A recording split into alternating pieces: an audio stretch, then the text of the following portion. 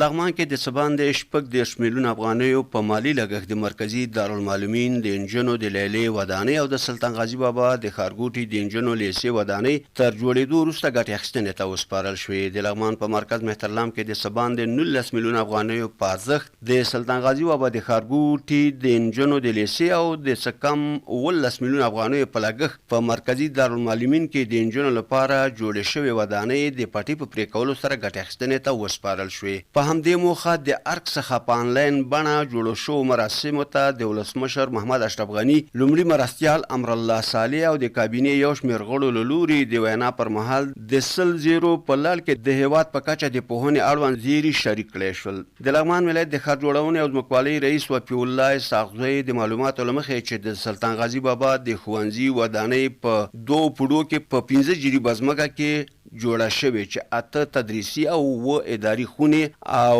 340 د زده کوونکو چوکۍ 15 متره د پاکو اوبو څخه 304 متره په اوږدوالي احاطوي دیوال 15 مبرزونه او ګڼې نورې اسانتیاوې پکې په پام کې نیول شوي. دا سلطان غازي بابا اصلا مکتب یا تصنیفي په نامه یادېږي خو اتاقونه پکې 15 دي چې 15 خونې هغه اداري او کمپیوټر او دادي دغه مکتب ټول هغه ضرورتونه چې د مکتب لپاره دي هغه ورته په پام کې نیول شوي دي. خوشبختانه چې په ښه معیار او په هغه په ښه کیفیت سرته ورسېده. ټول دا په 2 منزلو کې جوړ شوی ده. تقریبا 2 کاله وخت یې ونیو.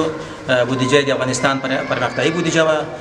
تطبیق د ښار جوړونې او ځمکو وزارت په غاړه و. تطبیقونکی شرکت عبدالله رشاد و. بودیجه تقریبا څه باندې 19 میلیونه افغانۍ پرې راغلی ده. نور نو احاطه لري، سا لري، سپټیک لري، د محافظ هغه لري، د اتاق هغه ضرورتونه چې پکې دي ضرورت ده او ټولو ته هغه شوي دي. نوموړی وایي چې د سلطان غازي بابا د ښوونځي په ودانۍ ټول ټال 19 میلیونه 316,909 افغانۍ لګښت راغلی او اوس مهال پکې 1500 زده کوونکي په زده کړو بخود دي. هغه دغه راز ویل چې د مرکزي دارالمعلمین لپاره هم په 2 منزلونو کې د 20 خونو په درلودلو سره د انجونو لپاره په نوي او عصري شکل د لیلې ودانۍ جوړه شوه. د ښار جوړونې رئیس زیاتوي چې دغه ودانۍ 20 تشنابونه، یوه حلقه د پاکو اوبو څخه د ګارد اتاق لري چې ټول ټال پرې 14 میلیونه 992,412 افغانۍ لګښت راغلی دی. د دارالمعلمین د لیلیه موږ تقریبا د 10 اتاق لرو په 2 منزلو کې. 2 کالو په جریان کې ختم شو. تقریبا 18 میلیونه افغانۍ خو شاید بودیجه وه. 10 غرفې پکې تشنابونه لرو او یوه سا او یو اتاق د محافظ لرو پکې. ټول ټال مخکې مې یاد وکړله چې تقریبا 19 میلیونه افغانۍ په دې باندې بودیجه مصرف شوې. تطبیق د ښار جوړونې او ځمکو وزارت په غاړه و. په لغمان کې د ټولې چارې تخنیکي چارې د اساساتي په بودیجه یې د افغانستان انکشافي بودیجه وه. د نه بعد به د خیر سره رسما ریاست معرف ته سپارل کېږي. د لغمان ولایت مرستیال برېښنا صافۍ خوښي وښوده چې نن د حکومت د رهبرۍ د 100 ورځې 0 په درشل کې د پوهنې اونۍ کې لغمان کې 2 پروژې ګټې اخیستنې ته وسپارلې. هغې ویل چې د دارالمعلمین د انجونو لیلې جوړېدو سره به د هغو انجونو ستونزې حل شي چې کورونه یې په ولسوالیو کې او دوی په ډېرې سختۍ سره تګ راتګ کوي.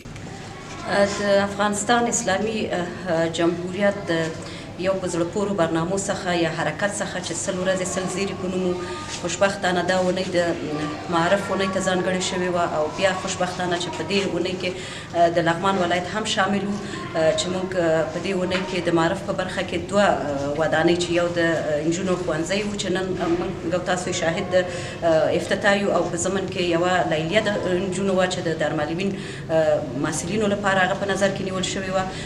لغمان ولایت هم مستفید شو. خوشبختانه نجونې به وشي کولی چې په آرامه فضا کې په آرام ماحول کې خپل درس ووایي، تعلیم وکړي او راتلونکي لپاره دغه هیواد او خاورې او ولس ته د خدمت مصدر وګرځي.